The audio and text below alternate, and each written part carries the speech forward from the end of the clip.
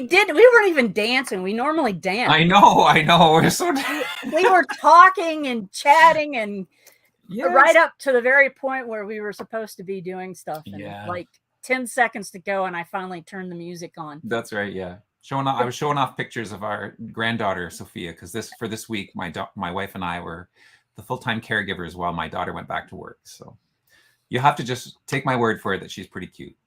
She's adorable. Oh my goodness, she's adorable. We were sharing pictures. Good morning, Hillary. You were the first one here. We should have a first. We should do something special for the first. Well, Hillary will have won it a number of times. Judy Stutz comes in first a lot too. So she does. Morning, Christine. She says from frigid Montana. It's a very early Saturday morning out in Montana. It's very frigid and snowy here. You can tell it's snowy behind Greg. Yeah. That's actual snow. That's actual snow. I would show you actual snow, but there's no window here. There's a window there, but Lisa, good morning, Lisa. I'm sure it's snowy over your way. Los Angeles, windy. That's Susan Anderson, Susie Carter's here. Minnesota. Greg and I are going to be flying over Minnesota in February, the 1st of March, February. Yeah, 1st of March. Sunny but cool here, but will be dark soon. Yeah, like it's late afternoon over there. Not late afternoon, but afternoon. Morning from North Alabama. Judy, there you are. Judy, Hillary beat you this morning. I'm not going. Are you kidding me? I'm not going to the Christmas parade. Too many people. You're having your Christmas. Too cold. Yeah. In Aurelia here, we're having a Christmas parade tonight, and it's the first time they've switched it from an afternoon to an evening for us. So that's interesting. Is there going to be a lighting thing going on? Yeah, there is. Downtown, they always have a Christmas lights. So they used to be two separate events. There was a lighting on Friday night, and then the Christmas parade was usually a Sunday afternoon. But now they're doing both events on a Saturday night. So I guess they split the difference. It's chilly in South Alabama. It's 30 degrees and about to rain in Buenos Aires. From Christina Corbalani. Hey, Chris Ferriello. And he's in Virginia doing some visiting. Mary Sleppy from Western Pennsylvania. Let's see. It gets dark before 10 o'clock. 5 p.m. Yeah. Look and see which one was. Yeah, I know. It's percent o'clock. It's Buckle up, Greg. 5 p.m. We figured it out, Hillary. Yeah, I've got my sweater on with a little bit of WikiTree orange just to... I have the wood stove going, and it's so hot in here. I'm sweating. It's 68 degrees in here, and I'm just sweating. Okay. Morning. We had a really good question of the week this week, and we're gonna get we're gonna do a little bit of a little bit of learning stuff going on here this morning, because I've heard the words Ashkenazi, Sephardic. I've heard these names referring to the Jewish people, but I've never really understood it. I understood that they were different sects, and that the Ashkenazi, and I knew that they were Orthodox. And so a lot of people, they're talking about DNA. A lot of DNA talk this morning. So I'm going to try and help you out. And actually, somebody answered one of the questions with a great DNA answer. So I'm going to just read that answer instead of vomiting up my information for you. So there's lots of information we want to learn about. So really quickly, we're going to go over to Wikipedia, because, that's where you find all the correct answers. Isn't that right, Greg? Yeah, that's right. Yeah. So Ashkenazi Jews are a part of Jewish diaspora population who coalesced in the Holy Roman Empire around the first millennium. Their traditional diaspora language is Yiddish, a language with linguistic elements. It's usually spoken in the maternal side of the family, which is interesting, but all the boys know it. Let's see. That developed in the Middle Ages after they moved from Germany and France into Northern Europe and Eastern Europe. So when you hear somebody say that they're Ashkenazi Jewish, it means that they're the Jewish group that kind of went up into Europe and all that area. So Sephardic Jews. I thought that these were like sects and within the congregation, but they really refer to where some of these groups or tribes of people went. So the Sephardic Jews are Hispanic in origins. They ended up, when they left, they went over and they settled in that area. There's a group of Jewish people that are Yemeni, and there's a group called the Mizrahi. Sorry if I'm pronouncing that wrong. Those are the ones who ended up over in East Asia or Asian area. That's their Oriental Jewish, or Idat Mizrach. What? Huh? No, that really, I didn't realize. Yeah, I didn't either. So I thought that was interesting because I was reading through and I was like, well, what are these words actually? And so going down through here, there's lots of interesting stories, lots of interesting information, lots of DNA. And I won't bore you with all the DNA, but the very first non-answer, and I don't usually show the comments, but 2% DNA, 2.7%. And so a lot of people are talking about how much percentage they have based on their DNA. And all of these comments talk about migration. You know, you talk about, and it makes sense that these names that we know for these groups, the Ashkenazi, Sephardic,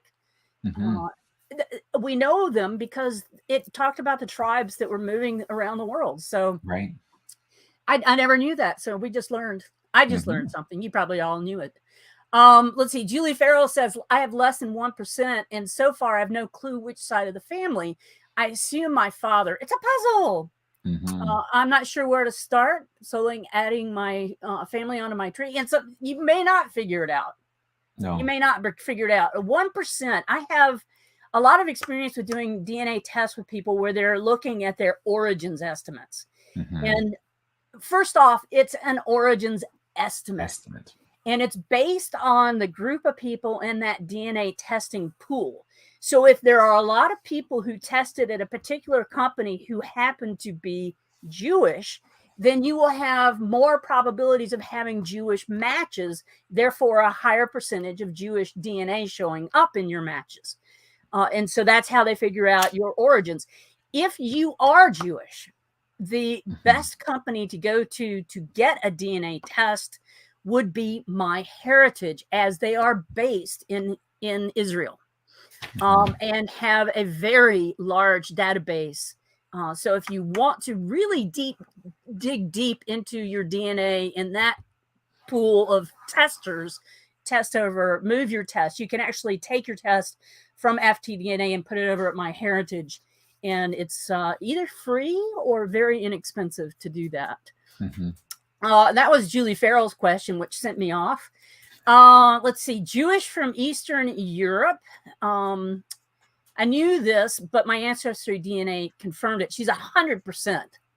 So, and I do know about my Jewish roots, so that's great.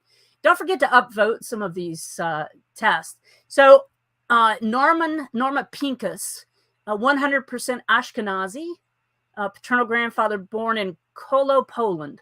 And then from Suwałki, all from Prussia.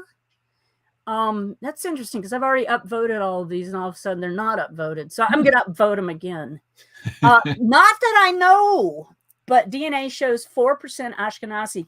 I was going to say that sometimes working with people with origins, I've figured out that 3% or so would be about the 1780, 1790, if you want to put it into a time frame. And that's a very liberal guess. It's just based on my experience working with people who were working on specific origins. And that specific origin content was African Canadian. Wow. And do you know how far back Jewish records go? Oh my gosh, Jewish records go back to the Temple of Solomon and tablets and you know, probably 6,000 years. And not only there, but do they exist in countries where they were persecuted? I'm wondering. Yeah. Like that kind of stuff. Yeah. During the pogroms, which was the effort to move people out of Russia in the 18th and 19th century, I think that a lot of stuff was just burned because they literally cleared villages. I mean, Yeah. it was called the clearing. So, yeah. I don't know how many might have hidden their records, because I know that was a part of, literature that I've read. People were talking about they would take the holy relics and they would bury them, or they would hide in the Catholic Church, right, in the basement of the Catholic Church, and maybe the Catholic Church has gotten their records. Or I mean, religion in general during the Holocaust was not supported. So I mean, who knows what records could or couldn't. If you go back to some of those villages where people did survive, where they were a mix of people, it wasn't just totally an annihilation of the entire village because they were all Jewish. You can find people whose grandmothers or grandfathers would tell the lore of what happened. And the people, I've seen documentaries where people have gone back to their family's village, and the people of the village actually welcomed them, kind of took them to their table, told them the story that was handed down to them, and actually walked out to where the mass grave was. Wow. So yeah, that kind of story. It's very heart-rending to know, that was a part of our human history. Yeah. Let's see. Linda Epstein says, yes, on all sides, both of my father's parents and both my mother's parents and their respective parents, and so on and so forth. Wow. Back as far as I can go. So crew, and they're Ashkenazi. Let's see. And then there's 1% Jewish from Bev Spreeman. That's funny. Booman. According to my DNA, 23andMe, and it used to show up on Ancestry, but it has disappeared since the last update. Small percentage of Ashkenazi. My wife's grandmother, Emma Harris, was a daughter of anglicized Jewish parents. She married out of the faith and was ostracized. We were talking earlier about the different sects of Jewish religion, and I live in an area of Ottawa where we have, I'm trying to think of the name of it. We have Orthodox Jews. We also have a sect of Jewish people who are the ones who wear all black. It's gorgeous. It's gorgeous on Saturday because they're all walking to the synagogue that's at the end of my street. And it's gorgeous. The beautiful silk, coats, and the sideburns that hang down, and they're wearing the special underclothes and stuff. Huge, crazy Hasidic.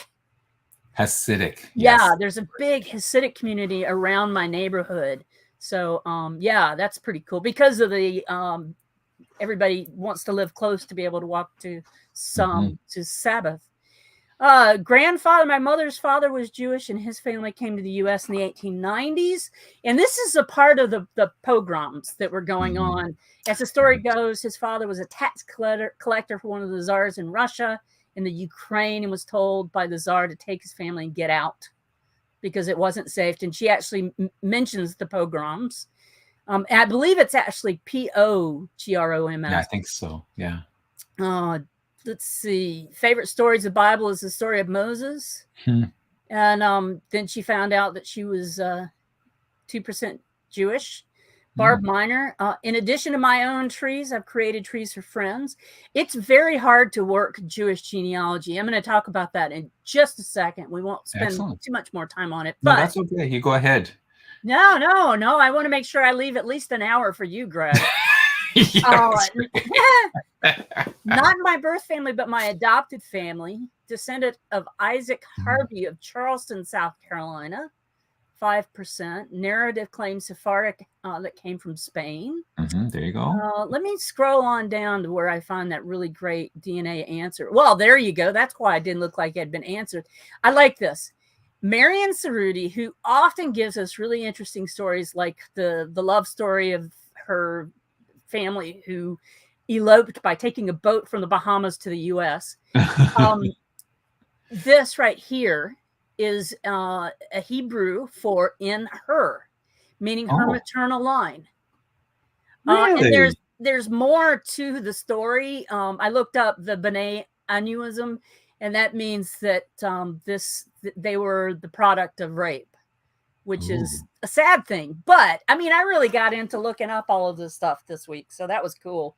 99% Ashkenazi, 97 for my father. And then she's got, James has Iberian written down, but that would be Sephardic if they were Iberian. So that means that there was a mix of Ashkenazi and Sephardic Jews who went that direction to Iberia. Ashkenazi, and then the remainder was Yeah. See, I'm going to skip on down here since I've been yaw-yakking. Olav Winstrand, he answered Gail Wagner's question so good. She says, when I first had my DNA test 5.5 years ago, it said I was 6% Ashkenazi Jewish. I located the line on my father's side. It traces back through New York City to Germany to East Europe and finally back to Spain, Sephardic, which I found interesting.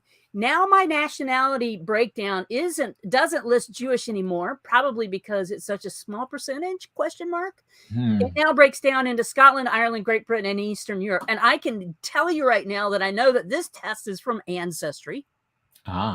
Because Ancestry made everybody Scottish about 3 years ago. And so, yeah, I went from like 2% Scottish to 70% Scottish. Yes. Which I know is not in my information. It's just that there are all of these people in my family lines who have Scottish heritage who tested with Ancestry. Nearly every single part of my maternal line has tested at Ancestry and haven't tested anywhere else.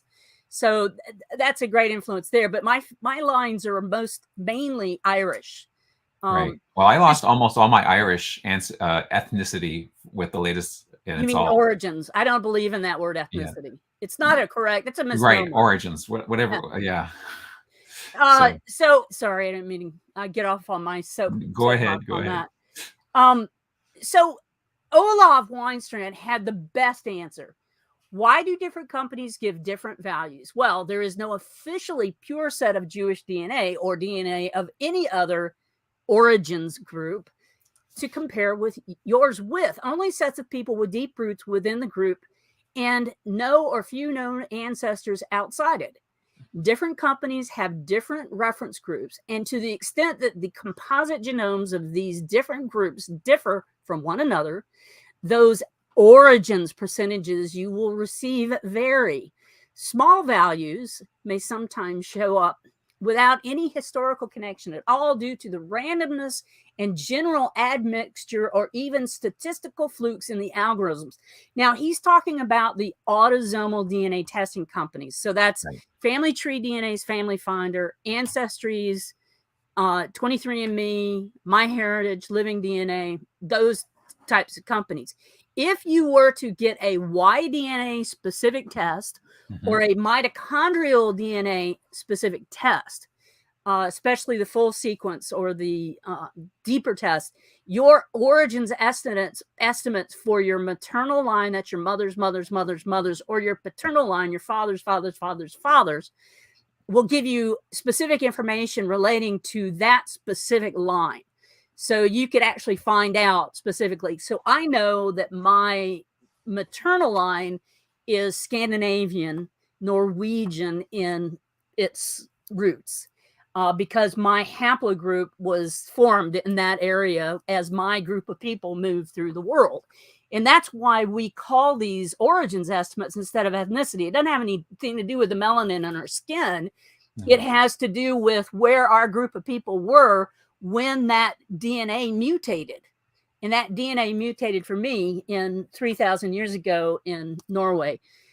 For men, you can go back the same way. Specifically, I know that my father's DNA actually came up out of Africa, around and through, and his DNA actually came up the Rhone River Valley on the edge of France and Germany, or Switzerland and Austria, went right up the spine of the backside of the Alps up to Rotterdam in about 637, and more DNA changes happen there. And then we find his DNA over somewhere in England. Right now, the DNA is saying around Manchester. And we're looking around that area, but it's basically England. It's all of the English country. So my origins for my father's side are English. My origins for my mother's line is Norwegian or Scandinavian. So there you go. That's a great answer. Yeah, that's cool. So Very I'm going to cool.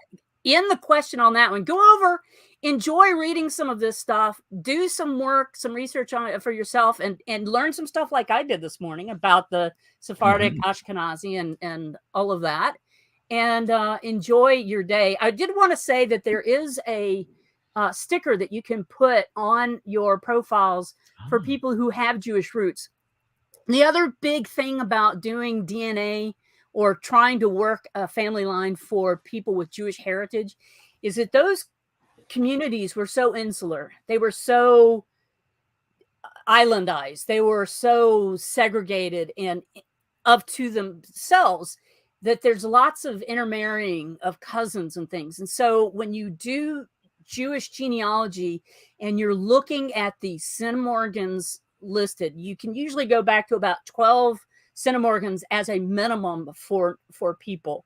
But for Jewish families, you want to go back to about 20% as a minimum because there was so much intermarrying. There's so much endogamy. I know genealogists who won't work Jewish heritage because it is an incredibly hard thing to work such an endogamous group. So you can grab a beautiful sticker and stick it on your family, and we will have all of the server space used up by the wonderful Jewish sticker. Let's see, I had one other thing. Oh yeah, and then there was another good profile information that was shown for me. And this was a profile that Bill Teshek had pointed to that has, this guy actually has a Wikipedia page. And I started reading it, and it was a paragraph all munched together. And so I just went in and tried to figure out how to break it up so that it was a little bit easier to read. There's probably way more paragraph breaks that I could add. Like I could have put a break right here. It died. Right. Yeah, to just clean up that formatting and make it a little bit easier to read. But you know how to do profile improvement on WikiTree, don't you? So that was it. That is all.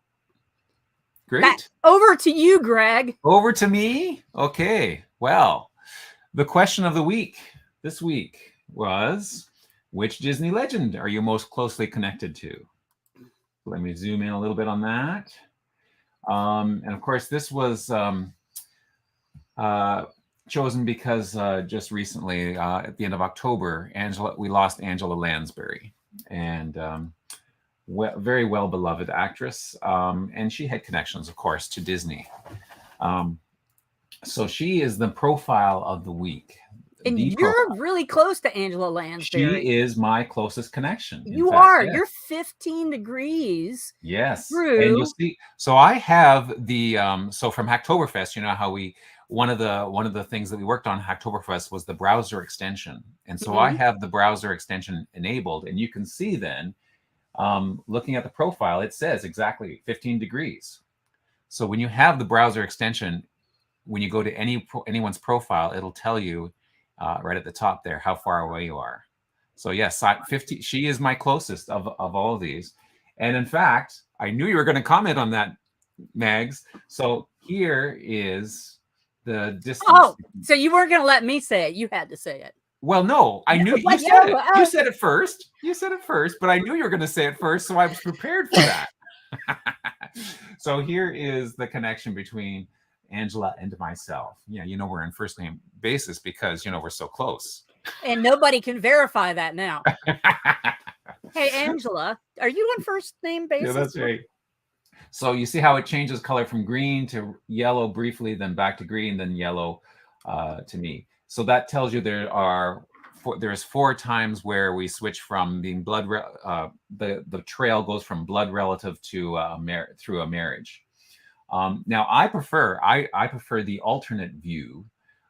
So here is there's the alternate view. So when you go across, there's is Angela, her sister, her husband, his wife, and then all the way through there. And let me just so a short so you could say sisters, husbands, wives, fathers, mother, blah blah blah blah blah blah. That's an Or AJ Jacobs connection.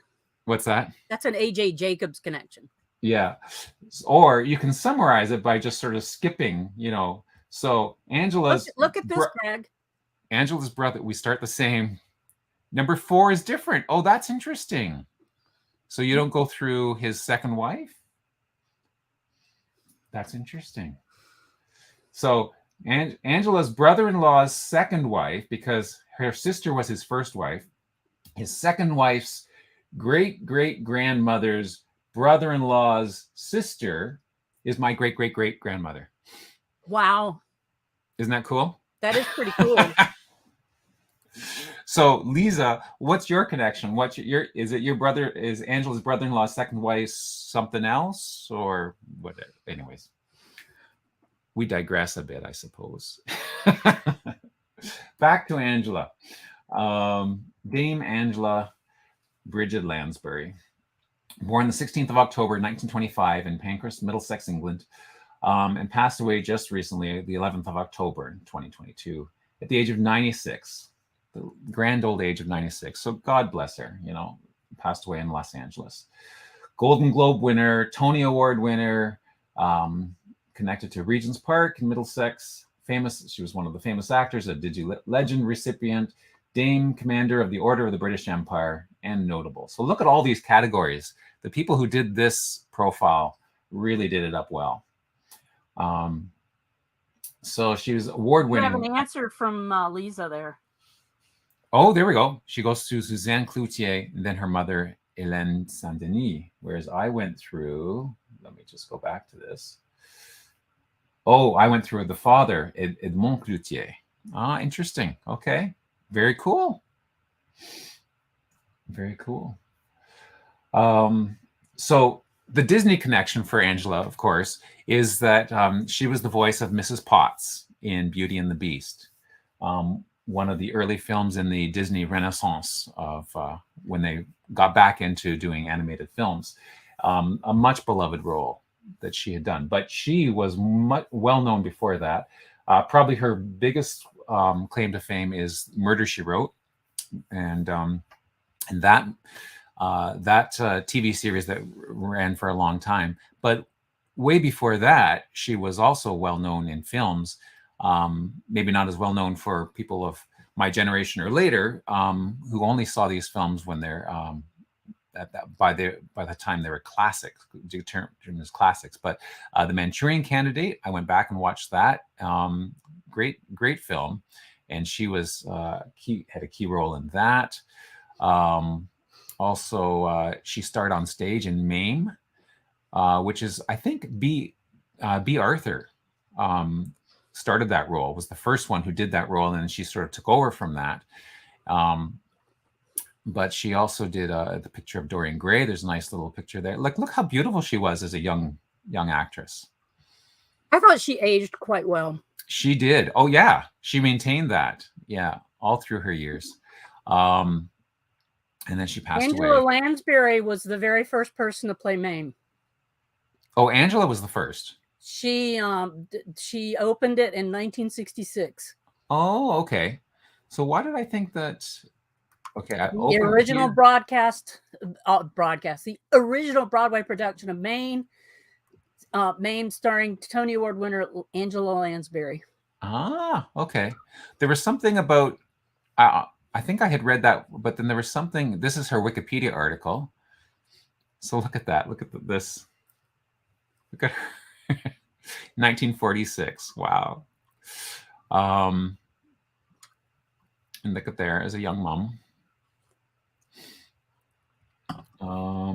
Somewhere here, there's a picture of her with B. Arthur.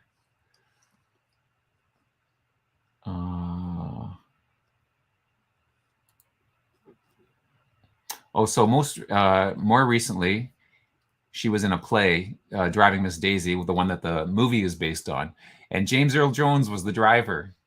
Wouldn't that been wonderful to see the two of them acting together? I want James Earl Jones to be my Google voice. Yes. Wow. Neat. Somewhere here I thought there was a picture. There it is. Lansbury with MAME original Broadway cast member B. Arthur. See, that caption made me think that B had started it. Wouldn't you? She was in it. She was in it, yeah. I'll look and see if I can figure that out for you. Yeah. So that's what made me think it was the other way around. But anyways, but nice that they remain close friends. I can. Anyways, Angela Lansbury, lovely lady and great actress. Now I've rearranged them, so I'm not going to go through them in the alphabetical order or the order in which they were presented on the original post. I have arranged them in a, which I think is a more logical form. She played the person beside her, the famous song "Bosom Buddies." Oh yes, that was Angela Lansbury and B. Arthur in the show. Oh, so they didn't play the same character. They both didn't play Auntie Mame. Right. Ah. So I just brought it up, but I don't think anybody can hear it anyway. Check it out on Facebook or on YouTube. Oh, okay. Oh yeah, because I'm sharing my screen. No, I would have just played the music. Oh, you would have just played the music. Okay. But then we wouldn't have got taken down, hopefully. Well, no, I wouldn't play more than a few seconds. Yeah, there we go. Yeah. That's the rule, is you can only play bits. Little wee snippets. Yeah, that's right. Here we go. Judy Stutz has it. Oh, there we go. In 1966, Arthur auditioned for the title role, which her husband, Gene Sachs, was set to direct, but Angela Lansbury won the role. Arthur accepted the supporting role of Vera Charles. Thank you so much, Judy. Thank you, Judy. That clears it up. So they were both in it, and they both originally started it, but they weren't playing the same role. So that was my mistake. I obviously didn't do enough research. Thank you, Judy, for correcting me there. Excellent. So the next big name in the Disney legends this week was Julie Andrews. And she's, of course, famous her Disney connection, of course, is Mary Poppins. And look at all the categories again. Disney Legends, famous actor, author, director, dancer, Academy Award winner, Globe and Gold winner, Grammy Award winner, Emmy Award winner, Hollywood Walk of Fame. Oh, this day in history. That's interesting. I didn't even realize that was a category. Who knew? Sorry, did you skip over Tim Allen? No. What I'm doing is I've reordered them. We'll get to Tim eventually. I'm like, who the heck is Tim Dick? Yeah, I know. No, see, I've ordered them in a slightly different way. But we'll get to them all honest, unless, of course, I run out of time. So, renowned, Julie is obviously a renowned stage actress, famous for The Sound of Music and Mary Poppins. So those are her two biggest, but she has done so much. And the biography here is rather short. She's still living, so it hasn't been fleshed out as much as it will get to be when she sadly does pass on at some point hopefully in the far future. But her Wikipedia page, of course, is much fuller and has some neat photos, quite well fleshed out if you want to go through some of the stuff that she's done. But My Fair Lady, taking over for playing the role that Audrey Hepburn had. And of course, there's a iconic picture of her as Mary Poppins, who she co-starred along with the next person. I have arranged Dick Van Dyke, of course, who is, so you can see this is another feature of that extension. If you have installed the WikiTree extension, you'll see it not only shows you the number of degrees, but if you are related, it tells you how you're related to them and your common ancestors. So Dick Van Dyke is actually my closest relative. Well, actually, I shouldn't say relative in quotes because he is actually a relative, but it's so far away. 21st cousin, 4 times removed. Pretty sure we probably don't share any autosomal DNA that we have a shared 6th great grandparent, the Ferris family. Sorry, say that again? We share a 6th great grandfather, Dick Van Dyke and I. Do you? Mm-hmm. Wow. So you're really close. So what cousin? I have Sixth, no idea. that would make it eighth I'm cousin. loading the Chrome extension now. Okay. But anyways, I think this is really cool.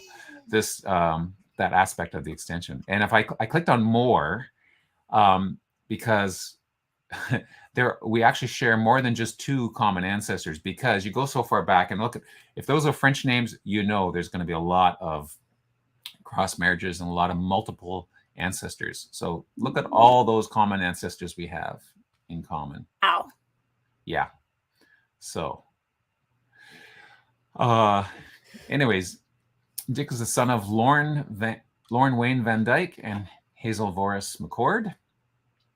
Actor, comedian, writer, singer, dancer, producer, Disney legend as well. Career spanning 7 decades. Amazing person.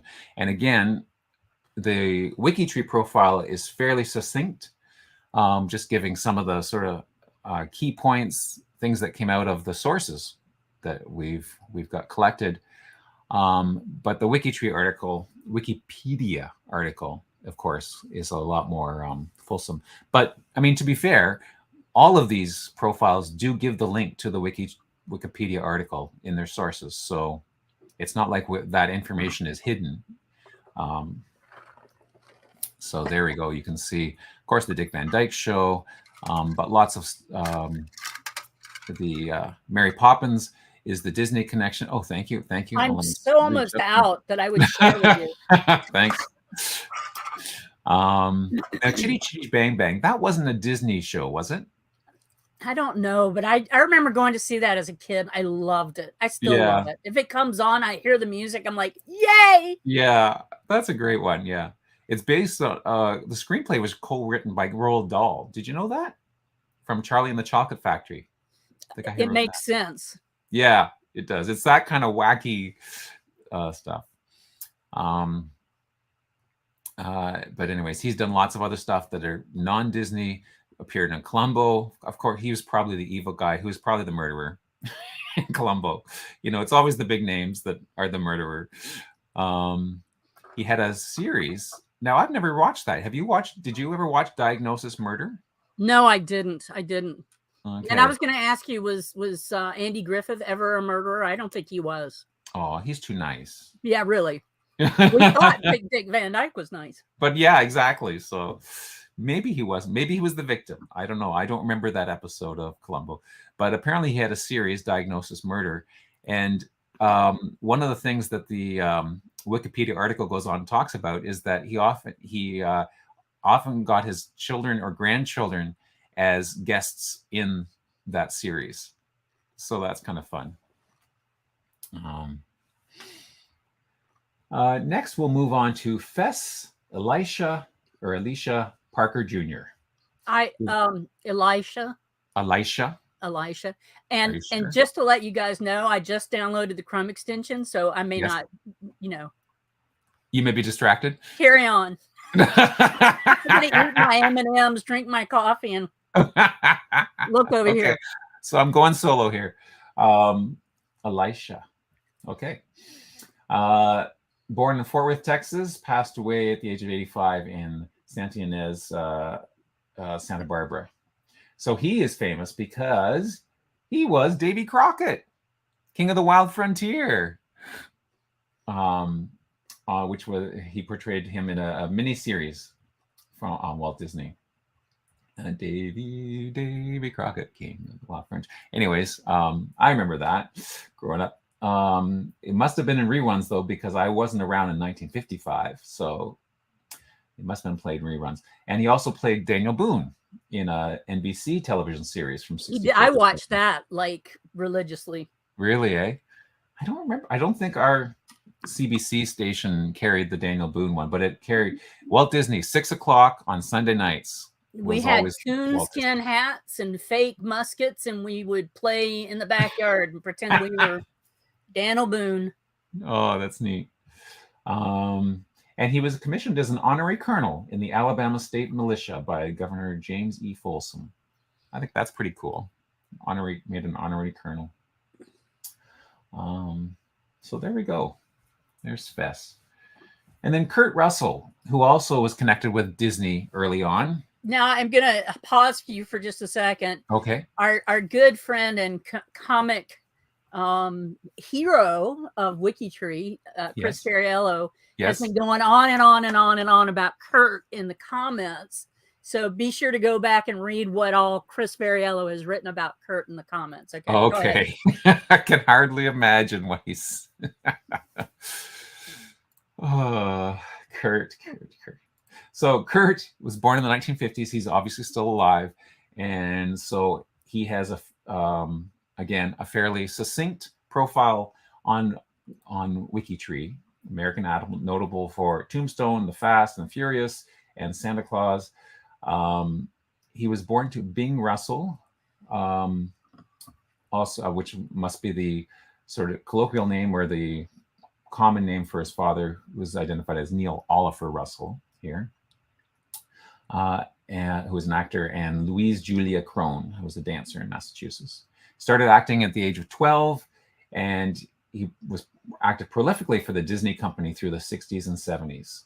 Also played baseball as a switch hitter and a second baseman, and married. Has one son with actress Susan Hubley, and then been in a long-time relationship with Goldie Hawn. And you always think of those two, or I think of those two as a couple. They have one son together, and Goldie's daughter, Kate Hudson, from a previous marriage, has adopted. I like how this. She's adopted Kurt as her father, as well. So that's kind of neat. So his article on Wikipedia, which of course is much more fleshed out, in the sequence about him being a Disney star. Interesting point. Did you realize that the last thing that Walt Disney wrote before he passed away from cancer were the words Kurt Russell on a piece of paper? Really? Yeah. I mean, Kurt, according to this source, let's look at the source. Kurt Russell, you are my son. Did he say it? Really? Walt, did he 7 write things it you didn't know about the Man and the Magic. Voice? From his biography. Yeah. Isn't that wild? That is pretty wild. That is pretty wild. Like, you don't get these facts anywhere except on a WikiTree livecast, folks. So it's worth tuning in. So yeah. But yeah, he passed. So in 1966, the last thing he wrote. And then, of course, that took me down a little bit of a rabbit hole about Walt Disney. So he was diagnosed of cancer in November of 66. Got sick and had to be taken to the hospital at the November 30th, I think, or right at the end of the month, and then passed away mid-December in the hospital. Lung cancer. He'd been smoking all his life and obviously didn't take care of things. But yeah, last words, Kurt Russell. Give that man a 10-year contract, must have been what he said or something. I don't know. But he did lots. I remember lots of the Disney shows had him starring in it and stuff. So there we go. Moving on to, look at that face.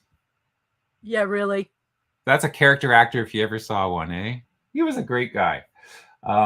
Isaiah Edwin Leopold Wynn, more famously known as Ed Wynn. Not Edwin, but Ed Wynn. Born on the 9th of November, 1886 in Philadelphia, Pennsylvania. Passed away in 1966 at the age of 79 in Beverly Hills. So there he is, 1943. And there's his very famous pose that his profile picture is taken from. Better known as Edwin, was an American actor and comedian, cut his acting chops on Broadway in the Ziegfeld Follies in 1914-15. Like, wow. I didn't realize the Ziegfeld Follies went that far back. I thought they were like a 1920s phenomenon. No. They were, I think they actually started in the Victorian era or even earlier. Wow. In the 1880s. Wow. So there you go. I learned something new. His perfect fool comedy character. He was noted for his pioneering radio. He had a radio show in the 30s. But he did a serious role in the Diary of Anne Frank, where he portrayed the dentist and was nominated for Best Supporting Actor for that role. Interesting. I didn't realize he did all of these different voices. Yes. So he was in the Mad Hatter in the Alice in Wonderland cartoon. He was the toy maker in Babes in Toyland. Now that was a live action show, right? As was Son of Flubber. He was Uncle Albert. So he was the guy floating up in the ceiling, right? Yeah, and I always think of the song Uncle Albert from We're So Sorry, Uncle Albert. That's right. Yeah. Mr. Hofstadter and That Darn Cat. I like that show, The Darn Cat. And the Gnome-mobile. I don't know the Gnome-mobile. 1907 to 1931 for the Ziegfeld Comet Follies. Oh, okay. Thank you, Lisa. Yeah. Our WikiTreeers, they just know everything. Yeah, but I think that the Forerunner started earlier than that, because it was a reaction to the Victorian starchiness. You know what I'm saying? Right. Yes. And people were like, we got to get some, and I think it started with burlesque, and then evolved from burlesque shows into follies. Yeah. Yeah, you can't go very different between Victorian morals and burlesque shows. No, right? No, you can't. Diametrically the wives opposite. were like, well, I want to go out and have fun, so they had to figure out how to make burlesque acceptable. Acceptable, yeah. But sadly, he succumbed to cancer on the 19th of June, 1966 at home. So I think his Disney Legend, yes, so it was posthumous. He was awarded the Disney Legend recipient in 2013. So interesting piece of trivia. Yeah. He was originally offered the role of the wizard in The Wizard of Oz. So he could have been our wizard. Yeah, but he turned it down because, as did W.C. Fields, who also could have been the Wizard of Oz. No. I could see Ed, but I can't see W.C. You can't see W.C. Fields? You notice how I'm using first names like you. Yeah, that's right. So how close are you? How close are you now that you've got the extension to Ed Wynn? I only have it turned on. I don't have it. Okay. Okay. You put me on the spot. Let me see. Got to go to my profile. Scroll down. How do I do this? Okay, it should just load. When you load the profile, my menu. Okay, if you go wait. Here we go. You got it? My menu. Oh, look at that. Yeah, I went dark mode. Whoa. You went dark. Well, it had preset stuff, and then I accidentally hit a button and it changed all of them to on. So. Oh, okay. You know, it's like when if it's all on, then it should be there. You hit the wrong button. Right. So my menu? It's Leopold 274. If you go to Leopold 274 and load I could go down here. Whoops. You can never do anything when you have to. Oh, yeah, there we go. Where's Ed Wynn? There we go. Okay. All right. So now what do I want to do? Well, click on Ed. Click on his there. Okay. 22 degrees. So you're not related. It would have said if you were related. Oh, okay. So you're not cousins. No. Oh, well. All right. Thank you. No problem. Bye. Okay. Oh, okay. I'm sharing again. Great. I fixed you. Thank you. Okay. So the next person is Ubba Eert Iwerks, or Ub Iwerks. Born on the 24th of March, 1901 in Kansas City, passed away at the age of 70 in Burbank, Los Angeles. And he is famous because he was the original designer, cartoonist who designed Mickey Mouse. Exactly. There we go. Yes. So he was born in 1901, son of Eert Ubba and Laura May Iwerks. In 1910, he lived with they lived in Kansas City. His father worked as a barber.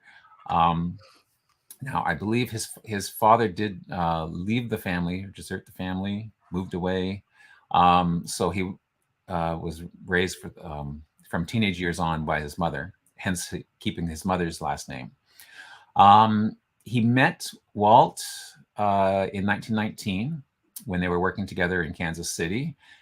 They both found work at the Kansas City Slide Newspaper Company, soon named the Kansas City Film Ad Company. And then Disney started the Laugh-O-Gram cartoon series, and iWorks joined him as chief animator. Unfortunately, that went bankrupt. Then they moved to Los Angeles, and Ub followed Walt there. The Folie Bergère. Lisa, thank you so much. That's neat. That's in a musical, that in the Moulin Rouge, I think there was a line that refers to that, the Folie Bergère. Yeah. Oh, sorry, you're distracting me from what I'm supposed to be doing. Sorry. But I'm also doing what I'm supposed to be doing. Yeah, that's right. Is that your job, distracting me? Yeah. Anyways, at Disney's request, he designed a character that became Oswald the Lucky Rabbit. Let me just grab that. Okay. And animated the first cartoon that he starred in. But Disney lost the rights to Oswald and then vowed never again to work with a character he didn't own, which probably makes sense. That would be upsetting to have done a lot of work with this character and then all of a sudden the rights are taken away from you. So I guess, so Disney made an original sketch for the character that would eventually be called Mickey Mouse, but he took the sketch to Ub, who turned it into, he refined it and made what the real Mickey is that we all know and love. This is a very well done profile with lots of details. Short story, they worked together for a bit and then they fell out of favor with each other, but then he came back to work for Disney in 1940. Oh, there we go. Okay. Thank you. Came back to work for Disney in 1940. And he actually developed the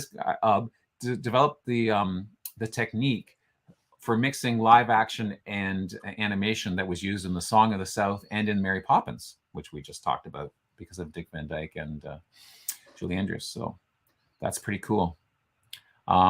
Passed away after suffering a heart attack.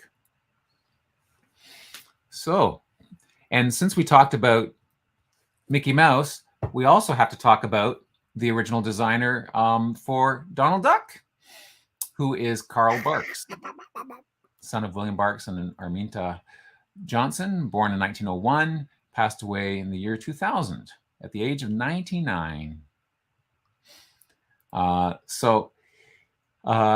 He's best known for Donald Duck, and he also was the creator of Scrooge McDuck. And in fact, he on his he populated all of Duckburg. So if you've read the comics or if you've seen the cartoons that have the place where Donald Duck and Scrooge McDuck lived, they have all these different characters. Along Scrooge McDuck, there's Gladstone Gander, apparently, the Beagle Boys, the Junior Woodchucks, Gyro Gearloose, Cornelius Coots, the nephews, the three, Huey, Dewey, and Louie, all these people, thanks to this guy. Pretty cool. Ivan Wesley Dodd. Now, I never watched the Mickey Mouse Club, but Ivan Wesley Dodd, which was on his birth certificate, he was baptized as James Wesley Dodd, or John Wesley. What does this say here? He was baptized as James Wesley Dodd.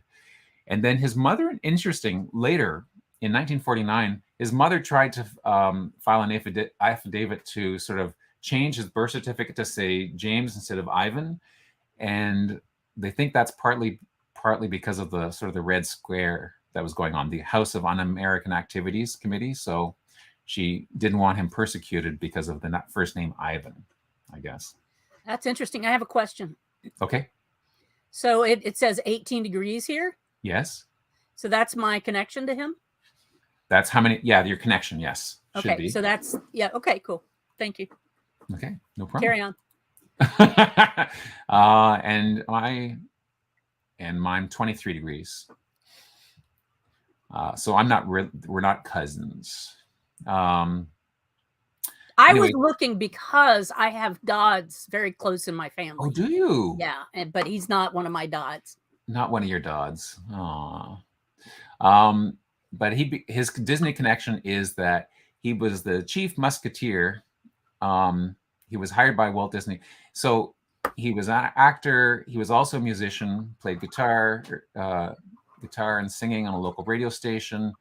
So he became the chief musketeer and the host of the Mickey Mouse Club. Oh, from really? 1955 to 1959. Yeah. Yeah. Now, I never watched the Mickey Mouse Club, so I didn't know that. But he was the chief host, and he also composed the theme, the Mickey Mouse Club March, and many of the songs, apparently, that were sung. I'm No Fool. Wow. Annette. I guess there was a song all about Annette Funicello, was my guess. Yeah, she was a big star there, right? She was. On the Mickey Mouse Club. Talent Roundup, Proverbs. Wow. I'm surprised Annette Funicello didn't make it as one of these. Yes. We should check out her profile just for okay, you grab her profile. You grab her profile after your next M&M there. Anyways, yeah. Mickey Mouse Club. Thanks, Jimmy. Sadly, though, so in August, he and his wife went to Honolulu. And they were to film a new children's show, Jimmy Dodd's Aloha Time. That would have been fun. But 2 days after his arrival, admitted to hospital, suffering from complete exhaustion. But what they think it probably was either a blood disorder or a heart ailment or a form of cancer. But he passed away in November in Honolulu. He was only 54, so way too young. Oh, and there's Annette. Aw, cool. She's got a pretty good profile. Mm-hmm. She died on my birthday. Oh, no. Yeah. Didn't she develop multiple sclerosis or something? I think she did. Yeah, yes. At the end. Yeah, there at the end, diagnosed with multiple sclerosis. Yeah, there we go. Nice profile, not heavy overdone, but and isn't that cool? The black. I'm going to talk about the black, the dark. I've already come up with something to talk about. Okay, there we go. Great. Okay. We just have two more. So Randy Newman. If you ever finish, it's 3 minutes. 3 minutes to 11. Greg, look at this, and I thought I was going through it quickly. Apparently not. Randy Newman, songwriter extraordinaire. Look at all these awards, Academies, Emmys, blah blah, all this stuff. Famous for, I remember him originally from the song "Short People." Nobody's got likes short people got, yes. And you got a friend in me. Oh yeah. But that was before he became a movie theme song. The Short People came out 1977. I was in grade 7, and I was already the second tallest in the class, so everyone else was one of the short people. Look, there's another Dodd in the house. Oh, look at that. David Dodd had a real crush on Annette. Yeah. So, not a fake crush. Newman's connection, of course, with Disney is all the films that he composed with are now part of the Disney Pixar collection, which is all the Toy Story stuff, Bugs Life, Monsters, Inc., all that stuff. Princess and the Frog, which was a Disney movie. And James and the Giant Peach. I didn't realize that was a Disney one, but I guess with the Pixar. So love his stuff. His I have music. A public service announcement. This live cast will be overrunning its time. Yes, I'm afraid it will. And the final profile of the week, Tim Dick, also known by his stage name as Tim Allen. Who the heck is Tim Dick? I know. But I gotta look that up. What's that number? 1338. So his connection to Disney, of course, is through the Toy Story films as well, and also in Cars. He was in Cars. 17th cousins, twice removed. Ooh, look at you. I'm only 22nd cousin, 4 times removed. And you know how I know that? It's because the extension. The extension. There it is. Very cool. Very cool. So there we go. That's Tim's connection. His biography. Actually, his biography is pretty extensive for someone who's still alive compared to some of the others. And he's done lots of other things too.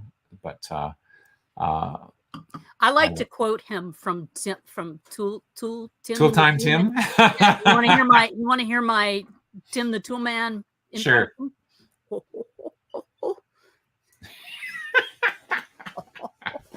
That's good. That's good.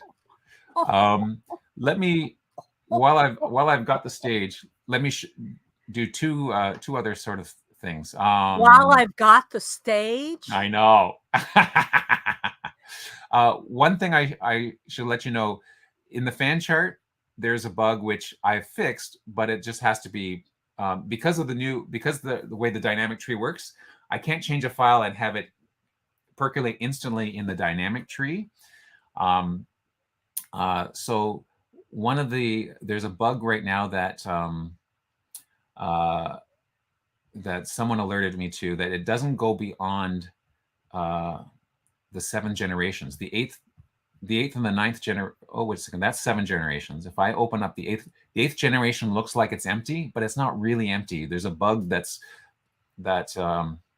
is preventing that. So I fixed that bug, and once those changes get uploaded, your fan charts will be fulsome once more. We're so very glad you put on your pointy cowboy boots and caught that bug in the corner.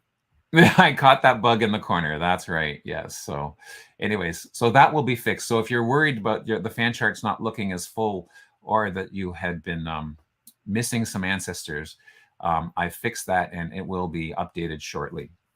The only other thing is, thanks to some listeners. Someone who was live. Oh shoot! I had Debbie Root noted sent me a message very shortly after the live cast last week that I had a bug in the Fandoco, in that when you clicked on show lifespan, everyone had the exact same lifespan. Oh, which interesting. Which was not accurate. Not everyone lived from 1799 and died in 1851. Apparently, people lived and died in different years. So now I fixed that. So there you go. So thank you. Apparently, not everyone. Are you done yet? I also added one more feature, that if you hit the wrong one, you get a visual cube clue. Has anybody been playing Fandoku? I like it. I think some people have. I think it would be great for helping your kids learn your family too. I wish I'd had this when my kids were younger. Yeah. They're still like, now, whose cousin is he? Yeah. You know, when we're somewhere. When you go to set up things, the other thing is you can turn off the dinging, the sounds, and also some of those feedback messages. So if you don't like the red flashing in your face, you can turn that off. But it only takes effect when you start a new game. So there we go. Those are my public service announcements about tech and all the rest of the stuff. Back to you, Megs. Well, and speaking of people having lifespans. Oh, yes. I know we're past 11. It's 11:02, but we're going to survive today. Yeah, we will. We had a couple of photos of the week to look at. Go ahead and upvote those. So Betsy Co isn't here. Neither is Sarah. They're both AWOL. I think that Betsy and Sarah are actually partying down in warm Florida somewhere. That's my story. I'm sticking to it. Okay. So the first one was Jane Cleary. She died at 100. Wow. And Greg, look at that organ. Look at that with the stops, the pull stops. That is amazing. Do you remember when there used to be organ salesmen that would come around the neighborhoods and try and sell the family's organs? No. Yeah. Well, everybody got these organs. So I missed that. Wow. Yeah, that's from Alexis Nelson. Alexis often gives us great ones. This is Charles Stylo, who 90? No, how old did he live? How long did Perhaps he live? 90 years or more, it says. Yeah, 90 years or more. And that's a good picture. That is. He looks very serious. Mm-hmm. And here is a fellow that lived to be 95. Nice. And that is from John Vasky. The other one was from Pat Miller, sorry. John Vasky. That's Ted Seifert. Nice. That's an old picture. It looks like a Polaroid, but it's actually... Nice. I remember seeing pictures of me with that date stamped on the side of the... Yes. This is Marie Marguerite Edna Gauguin. I don't know how to pronounce that. Edna Cunningham. Nice. She lived a very long life. That's a 100 and what? 103. Then we've got 3 sisters here. Don't forget to upvote these people. And upvote this. Go down there and click that upvote on our YouTube as well. Irene Mason, Ella Baker, and Emily Ireland. 92, 89, 91. My dad is 92, but I don't know that he would appreciate me putting a picture of him up here right now because he's still alive. He hasn't. Then my 6th great grandmother, Bertha Povel's daughter, was born in 1739. I'm not even going to try and pronounce where that was in Norway. She lived to be 101 years old. I love this picture. You ready for it? Yeah, I'm ready. This is thanks to Judy Bramlage, a new profile, Nicholas Veeder, who lived to 100 years old. Oh, wow.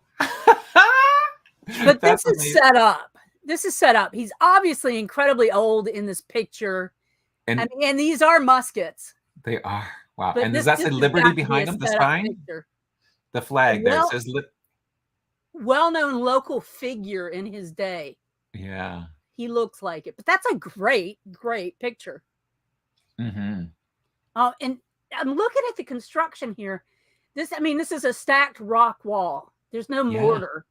And I'm looking over here, and this is a stacked rock wall as well. Oh. I wonder if this was like built into the side of a hill, kind of. Oh, yeah. I mean, that was in the old days. That's how they did that. That's a beautiful. And look how thick that wall is. Yeah.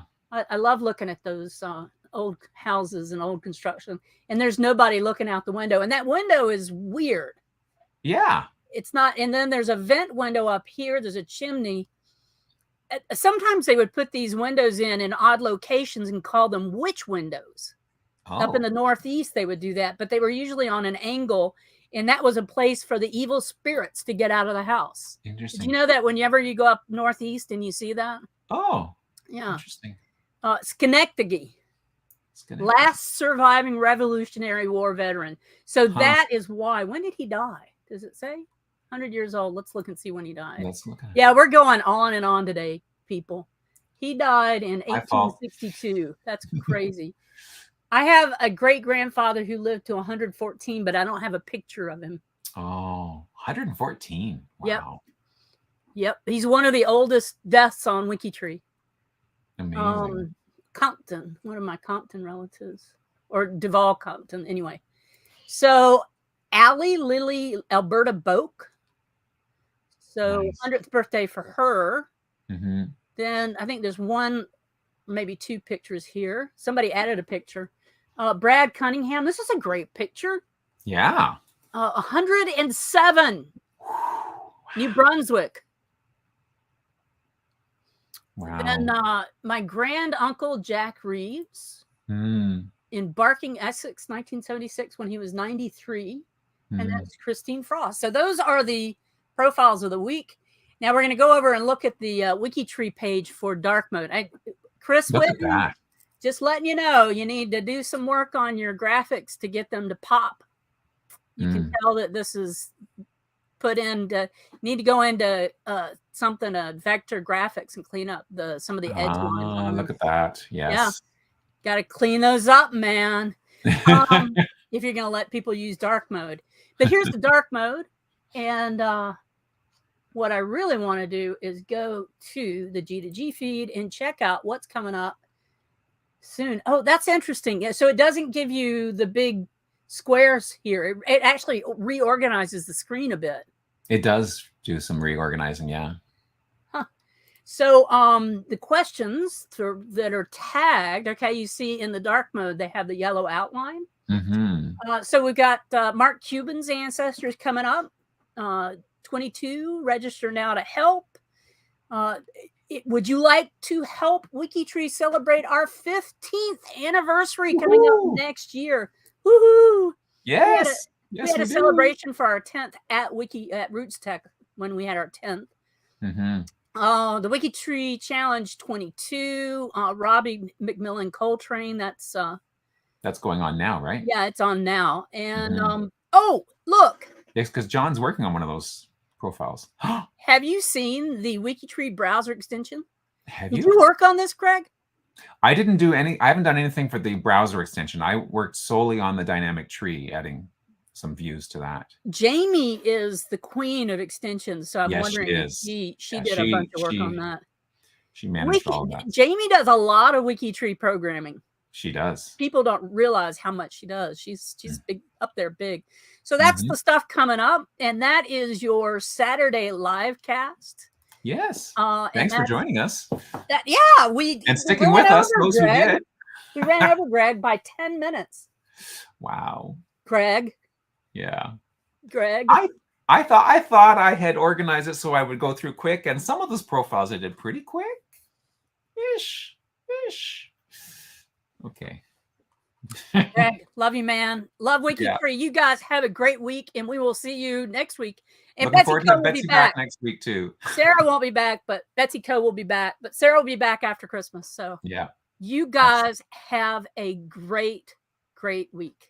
Have a great week. And Ciao. I will pull up the brand and get us out of here. Okay.